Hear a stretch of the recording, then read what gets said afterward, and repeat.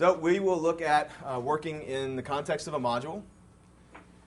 To register an observer, we'll look at how we can get that observer to work in different areas. And we'll also look at cron job configuration simply because I don't have a spot to put it and it's not worth an entire lesson. So, you recall yesterday we were speaking about event-driven architecture. And we looked at how events could be modeled in the real world, or how the real world could be modeled with events. And in Magento, I think in a few of the examples we found ways to get several different dispatchers in a given system. Well, in Magento we only have this one method of dispatching, and it's simply another static function call, mage dispatch event. And if you'll recall, I mentioned that it's just some specific string with an array of objects passed in. Okay? That's what it looks like everywhere an event is dispatched. So inside the dispatch event method in this class, and again, this class is found at appmage.php. So you can actually look at the definition for this and see all we do is again look at our XPath, and we go and we find some XML. So again, we're back to XML configuration. So I know I piled a bunch of XML on you yesterday, and I'm going to heap on some more today. But we look for observers node, and then we find under the observers node just more XML that tells us about what we're doing and who's going to be doing it. Okay? So just know that if you really want to get at the internals, this one is very high up in the code. Again, just look in appmage for dispatch event method. So observers. Okay. What happens with an observer? Well, we need to create the event and the observer object. This is, by the way, this is material that is a little bit of background information and may raise more questions than it answers for you. It's not imperative that you know all of this background in order to create an observer and have it do something, which I think I'll demonstrate with the example at the end of this lesson. But for right now, I think you should just be aware that there are a couple of different objects at play in the event observer system, and that fundamentally what happens is through configuration, we cause a model to be instantiated, and then that model receives its data through the observer. Basically, that's how everything's passed in to our model that we want to do. We want to use to operate on whatever's going on. And after that, our model is free to access those objects and alter them, add to them, and then finish and let the execution stack continue. Okay? There's another thing going on here, and I'm going to have to get into it at some point, and we'll start talking about variant object, but I'm not quite ready for that just yet. So before we get into a nice practical example of event observers, I do want to point out that there are lots of auto-fired events. I think you recall me mentioning yesterday that there are several events which are automatically fired because just based on configuration of your object, you can actually pass in your own string to identify your object, and based on different methods that can be called on your object, well, you'll end up with these different events being fired. Here's a list. So, for example, if I have identified my string as Ben first, then, and I have this model, Ben first, well, it would be Ben first, load before, Ben first, load after, Ben first, save before. Basically, all this means is that without having to go in and create all of this, I can know that just because, for example, my model extends from the base models in Magento, from the abstract, that I have access to all of these events. So if I need to do something every time or say I have two modules, okay, and I need to do something to one of them with the other after it's loaded, I can use my event prefix load after. And this slide really has two purposes, and that is to also demonstrate or explain, point out that we do have this issue where there isn't that complete list of events in Magento. There are, if you search the net, you can find some lists. I think I've seen some pretty complete lists of all of the explicitly fired events up through, I think, Mage 1.4.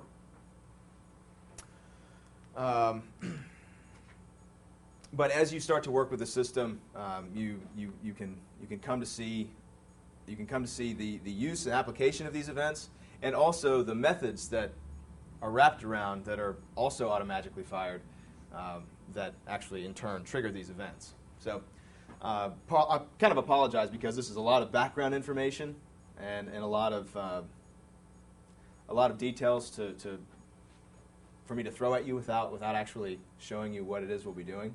So I'll try and kind of quickly get to my example here. So the event object is responsible for the data, and back in older days of Magento, you would have to get at the objects through the event object. Now you can get to them through the observer, and I'll show you this in just a second. But what observers are, what they do. Generally, when you create an observer by convention, well, it is a model. Observers are always models. And by convention, you'll name it observer. So that's a quick way in your code to see that you actually have observers in your module. And of course, you would pack all of the methods that your module would have called in one observer file. Again, this is by convention. And then what kinds of methods you put in here often are utility methods. Magento uses this extensively, especially around the category objects, in terms of moving them around in the administration panel. As far as defining observers must be public, and they always receive a variant event observer object as a parameter. And our example at the end of this lesson shows you just that. Inside there we have you can always get at the event object through the observer using getEvent. You can also find out whatever the event name is using getEventName. All right, so what do we do inside an observer? Well, modifying parameters. In this case, catalog product collection load before. So this would be before a product collection is loaded. And you see here, this is what the code looks like. So this string here is just specified, and we're passing in this. So this would probably be taking place in a collection object somewhere. And then inside our method, which is fired, we will receive the observer object. We'll take, we'll get the data from our collection, and here we're actually adding an entity ID. Okay, so we're altering that collection somehow. And the nice thing is, execution is happening. Our observer basically breaks into that execution. We're able to get at this collection object, do something to it, and then let it go, and execution continues to fire. So you can hopefully start to see that this is a pretty quick and powerful way to break into pretty much any spot in the code and actually make things happen. Very uncomplicated. Yeah, and here's the category move action. So there's lots of things to check on. Do we have the flat catalog enabled? You know, okay, we need to probably perform this utility function. Well, all we're going to do is observe the category move event again, which was just specified in the code by a programmer at some point, and perform some utility actions. Yeah. Okay. Now, now that I've thrown about 15 different facets of observers at you, let's look at what really matters to you as a programmer and what you'll be doing. Anytime you want to do anything with an observer. You'll specify in your observer an area, in this case front end, and then inside the events node. So this is the structure of observers. Front end, events. So area and then events, and then the event that's being observed. So if I wanted to observe this event, catalog product collection load before, I would specify in my configuration file right here, catalog product collection load before, okay? And then inside that node, we have an observers node. So basically, you could consider that every event fired in the system could be specified as a node under events, and then inside each of those nodes, you would have an observers node. And the reason we have plural here is because there could be many, many different observers attached to any given event. So basically, the configuration is going to look at the event, is going to look for the event node. Inside the event node, look to see if there are any children of observers. And any children of observers then would be, the system would attempt to evaluate as, to instantiate an observer model. So, quick review. Area events, that's just the opening structure. And then the next level under events are the actual events themselves. So in that dispatch event call, that string is the node. Inside each of those nodes, you specify observers. And then inside observers, you need only specify something that is unique. There's no magic like it has to match your class group or anything, but by convention, you would want it to match your class group. So for me, I really almost grabbed a Sharpie. For me, we'd have a permanent observers lesson right here. I tend to use, so say in my module configuration, let's say I have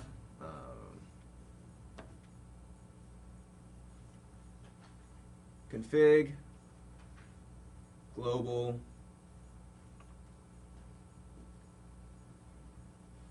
models.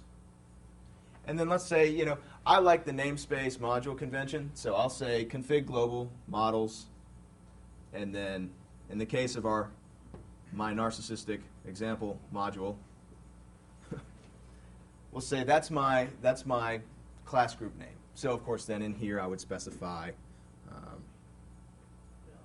thank you, class. Thank you, class. And then of course Ben first model.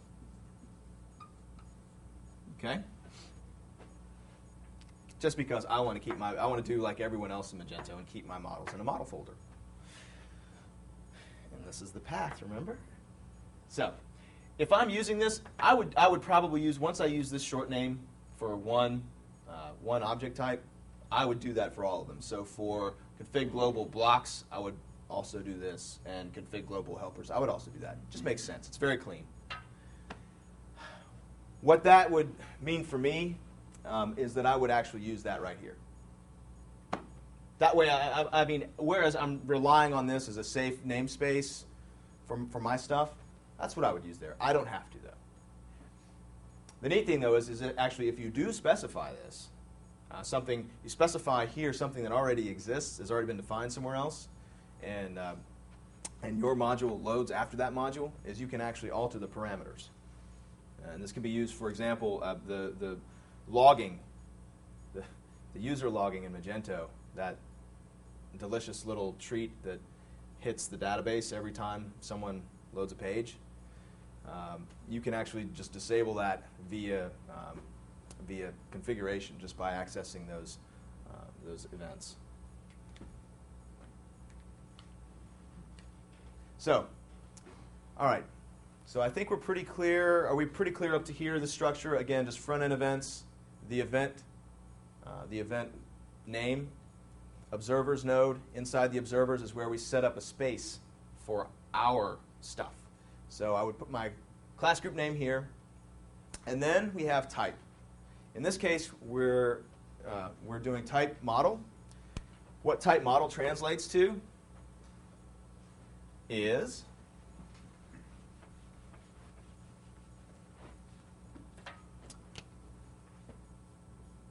Mage get model. Okay. You can also specify object, but don't. I don't know why that's in there, and I'm sure it's deprecated. If not explicitly, it's just never used. So you have model, and then you also have singleton. Okay. So singleton is an option. So Mage get model,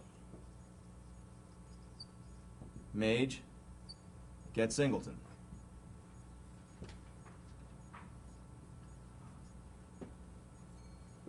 And of course, you could probably infer from the method name that you're going to get a singleton here. So, everyone know what a singleton is? Anyone not know what a singleton is? Singletons. Singletons in Magento are not like singletons in most other places. What a singleton is, again, part of the factory method. So what a singleton is just a means of getting, there should only be one of a particular object in a given execution scope if it's a singleton. So what happens with singletons traditionally is their constructor is protected. You basically call some function to get an instance. Basically, the class instantiates itself, or there's some factory method like we have here that will get an instance of an object. So if I say Mage get singleton catalog product, and I assign that to some variable foo, and then later on I say Mage get singleton catalog product in the same request scope or execution scope, and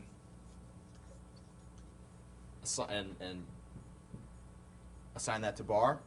Anything I do here, basically these two will always be equal because they're just references. Magento's implementation is different though, because while I do this and I can get the same catalog product instance, I can also call Mage get model catalog product and get a completely new catalog product model.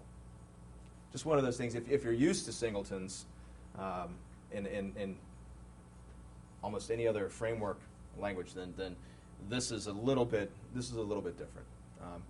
Just one of those little gotchas. So anyway, so we have two options for instantiating here: model or singleton, which will map out to Mage get model or Mage get singleton. Third option is disabled. It disables the observer. So again, and that's how you can override an existing configuration and just specify the same XPath and call disabled here for type. Okay. Now the other two parameters inside of our little spot in the observers node: class, training, observer. Okay, this is the string that gets passed into either get model or get singleton.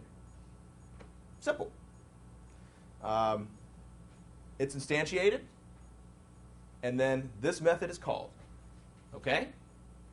So in this case, I would expect your training is going to map somewhere.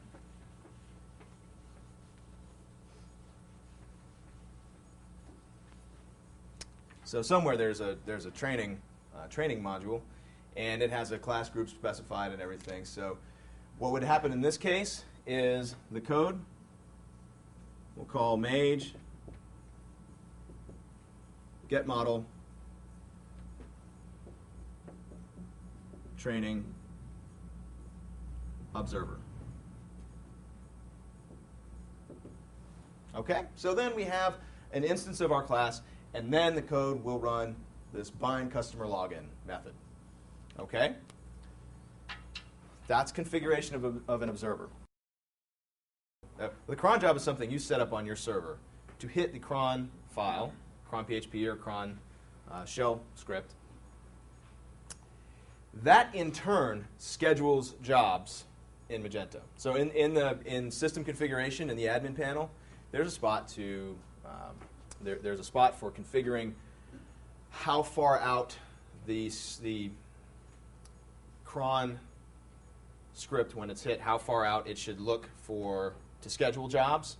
And these all these jobs and their states and everything and their history end up in a database table, a cron schedule, I believe.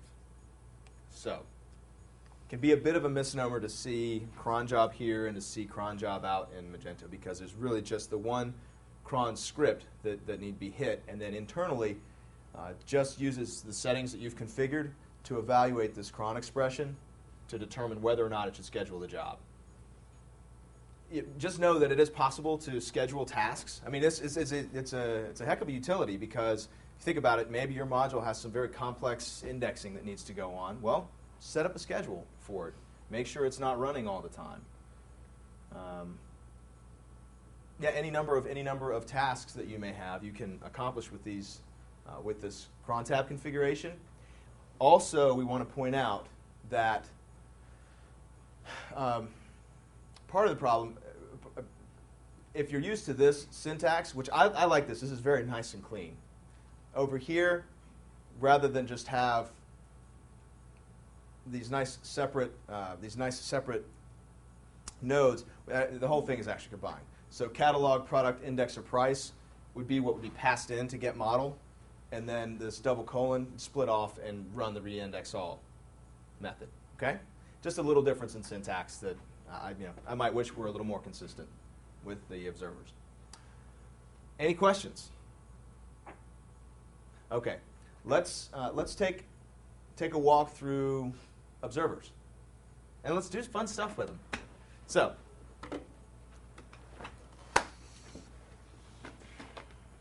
hopefully we all have our custom module here. So let me bring up. Actually, let's walk through. Let's create a. Let's just walk through creating a brand new module. Okay. I think that'll be fun. I've got Ben. I've got my. So what's my first step when I'm making a module? Well, yeah, let's make our registration or activation file. And I know I switch the term on that pretty much every other time, but I haven't found anything that conclusively says one way or the other how we should call them. So I think they both apply. So in app Etsy modules, so here we go, app Etsy modules. Again, this is the directory that is inspected for any XML file. This is where Magento discovers all the modules that it has. I'm going to make an XML document, and I'm just going to call it foo_bar.xml.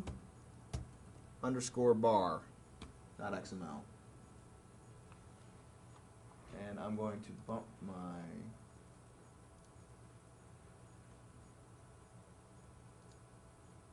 font size back up.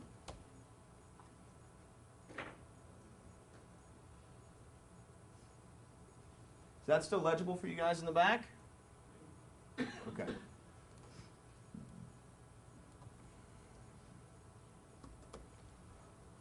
All right, so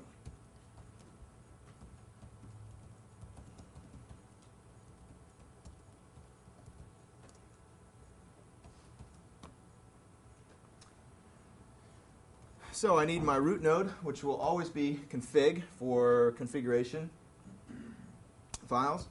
And then inside there, my modules node. Okay? And then I'm planning on, well, this is my foo bar module, so I'm probably going to have foo as a namespace and bar as a module name. So that means a foo folder, which contains a bar folder, which means that I have to have this here, right? Because what does Magento do? Well, Magento will look in this modules node and see whether our module is active, which it will be, because we just told it so. And then code pool, big P in pool, and we'll be in local again.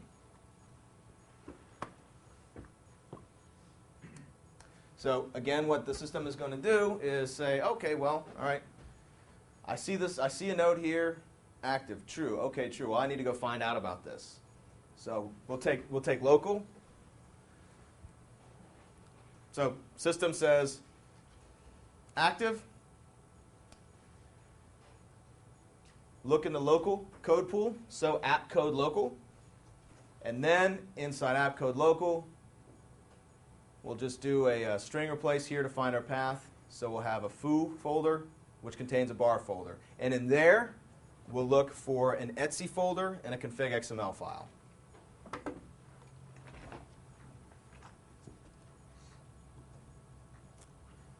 All right, I'll leave this open and I will start creating my module. I don't want to find.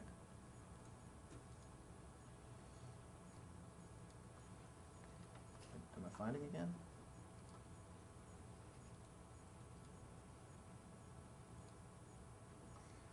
So.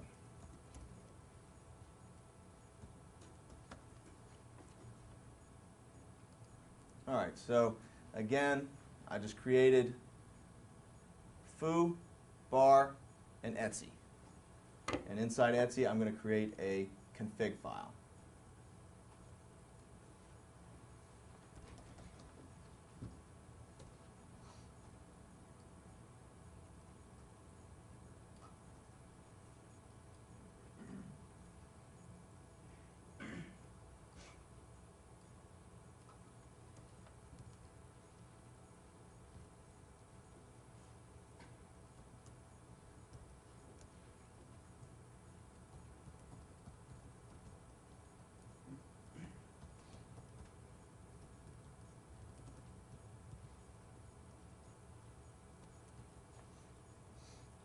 Okay. Well, okay, so what's our first task? Register an observer on product after load. Okay. That's a mouthful. So, after load sounds like one of those automagical events. All right. So, I need to set this up in an area. Let's do it on the front end first. So, area configuration, front end, events. Okay?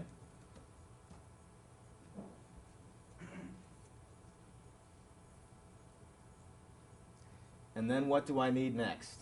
Considering that we're in the events node. Yeah, we'll take the event. That's what we have to match.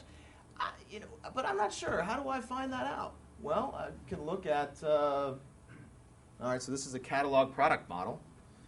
So maybe I can look in core, mage, catalog, model, product, or not the product folder, but the product file.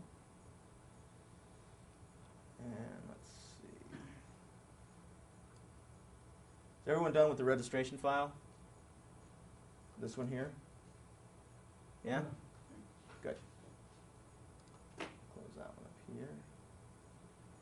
Move this one open for a second. So, how do I find that out? Oh, it's right here.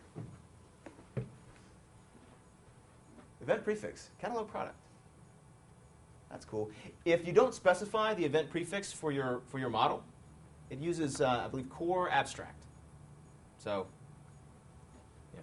basically you and others may have core abstract load after, or load before, or save, firing if you don't specify the event prefix.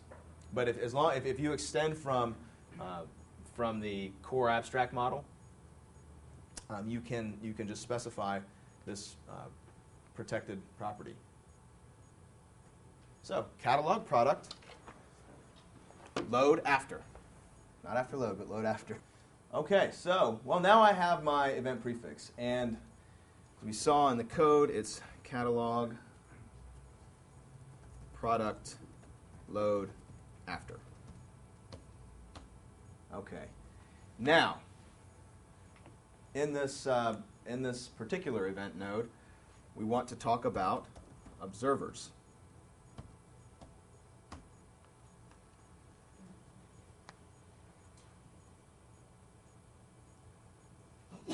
Okay, so what comes next? Unique name of the observer. Exactly. Our little space in this event's observers node.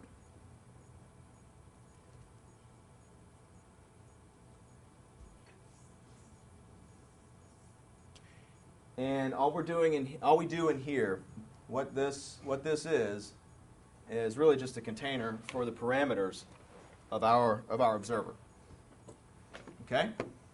To keep my code readable, I will without fail use whatever I've decided for my class group names, which I erased earlier. So in my module configuration, say this is my module configuration. All right, I would have global and global models, and of course, hoping to point something out, but I'll have to point it out this way. So if I specify my class group name to get passed into get model, and I didn't actually set up my class group name here, I would have had an error.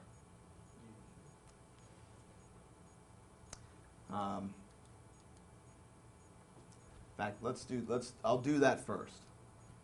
So, type. By the way, the default type, if you don't specify type, is singleton.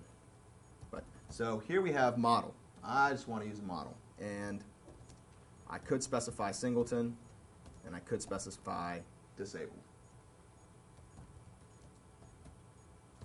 Okay? Or object, but don't do that. It's just silly.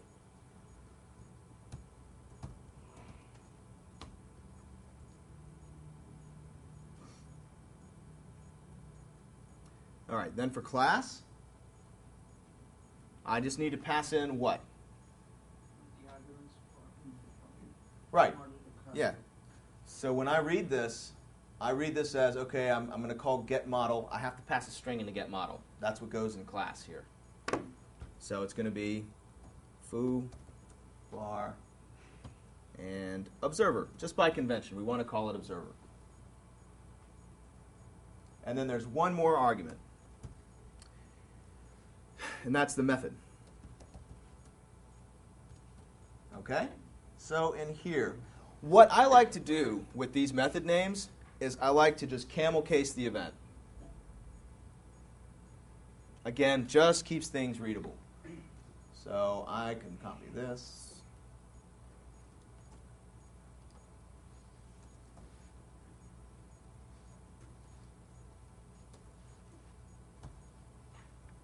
All right.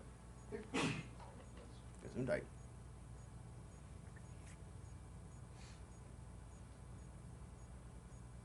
Okay, so let's see. I'll leave this up here for a second. Does anyone have any questions right now, as you see this come together? So this is exactly the same process that you'll go through if you're making an observer. You'll need your module. You'll need to have this configuration present, and then you just need to create your model file, and you have a functioning observer. It's that easy. Let's see what happens in the front end. really nothing here. Let's look at like, oh no, I don't want to, computers. Yeah, look at computers. All right, well, I know I need to configure my class group here, so I'll just need to specify foobar and then class. And then the path to my model files. Foo, bar, model. So that probably means that I need to make the file.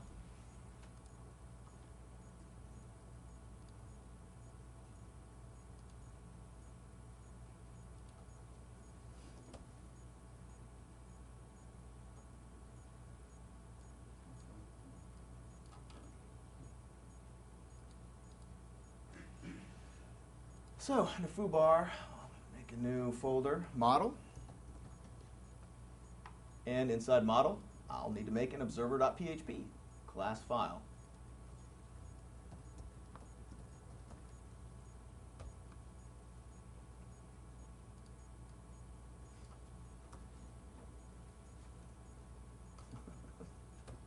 Put your code here. Thanks, NetBeans.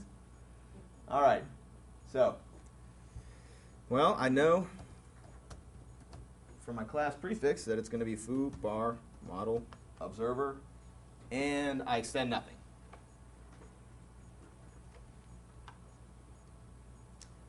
So then, what I always do is I copy my method name from here.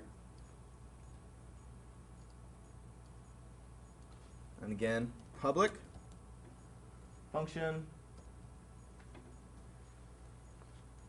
And I'm going to receive a variant event observer.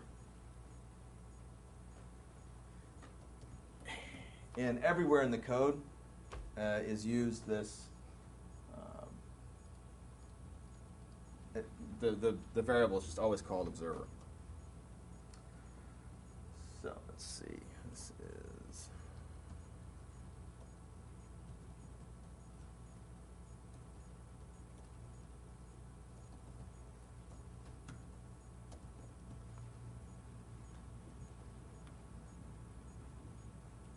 well, okay, what do we do? What are we doing here now? Let's do this. Let's say product was observer get product. Oh, that's one of the rough things to know about observers. So for these automatic things, automagic things, we get at the things that the objects that we want sort of intuitively. In this case, I just know it's get product.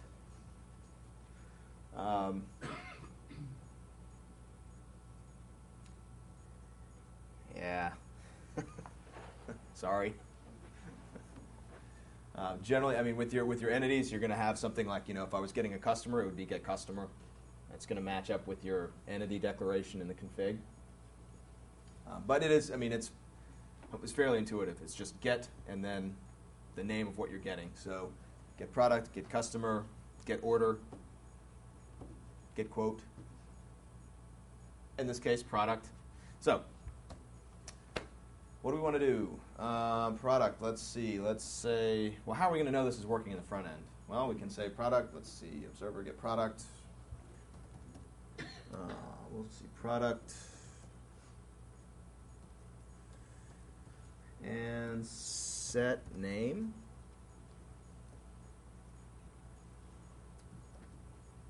Actually, we'll set name. Let's see.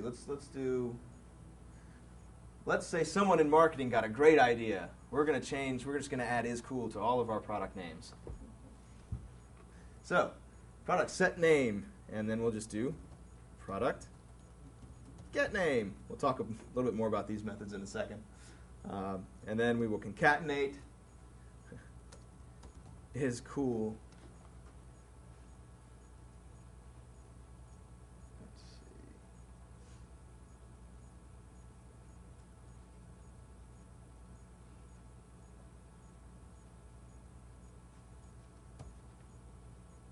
Am I doing something? Oh, yeah. Semicolon. There we go.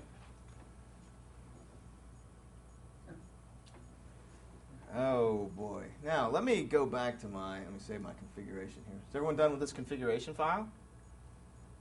Could you flash back to the config.xml? Certainly. So again, let's take a second and look at this config file. Global, models, set up our class group name.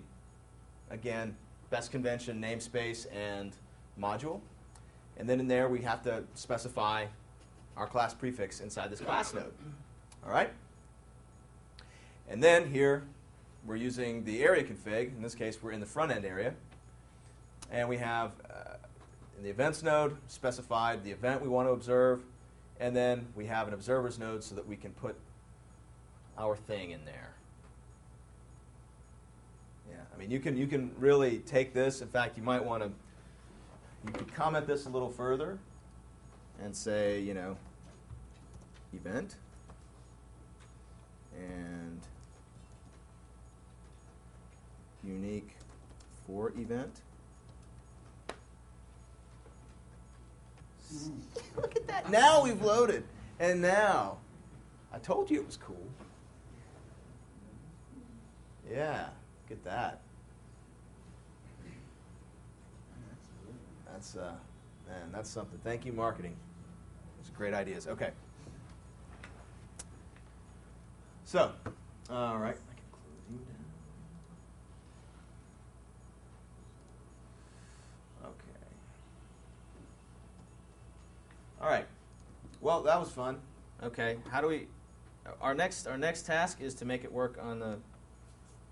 So we've got it working on the front end. Now we have to make it work in the admin. And then we have to make it work in both areas. So if we want this to work, so for example, in fact, I can demonstrate this to you. Acer Ferrari 3200. Let us look for this product in the database. Let me log in again.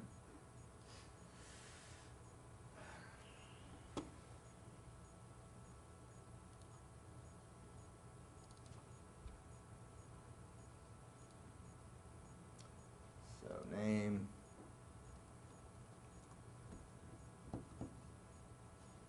Hey, look at that. And you see,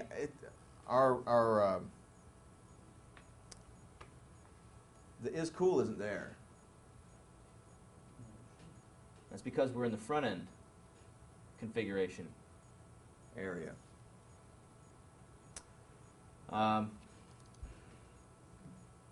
So we need to do something about that.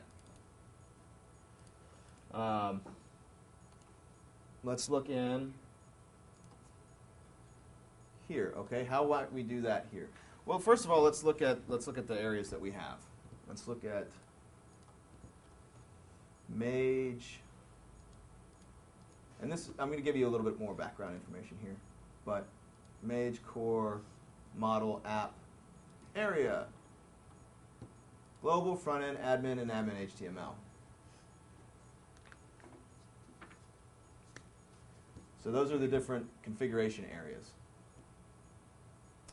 I hate to say it.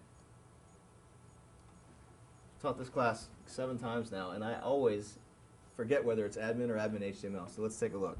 I'm going to try admin first.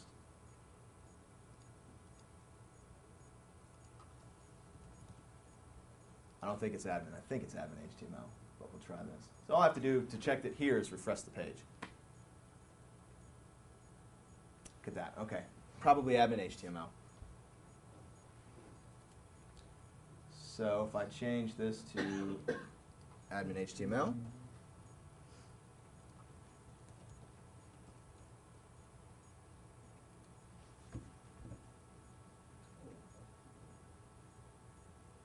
and there we go.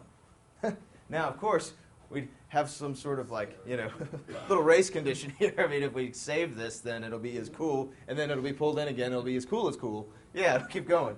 So, not the most practical example, other than to know, well, of course, you would just, if you had to do something like this, you would do it in the front end.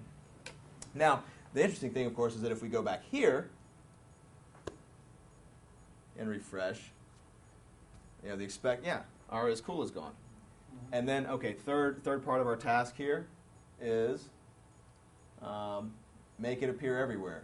That's real easy. Just put it in global. And you see here how I have, let's see.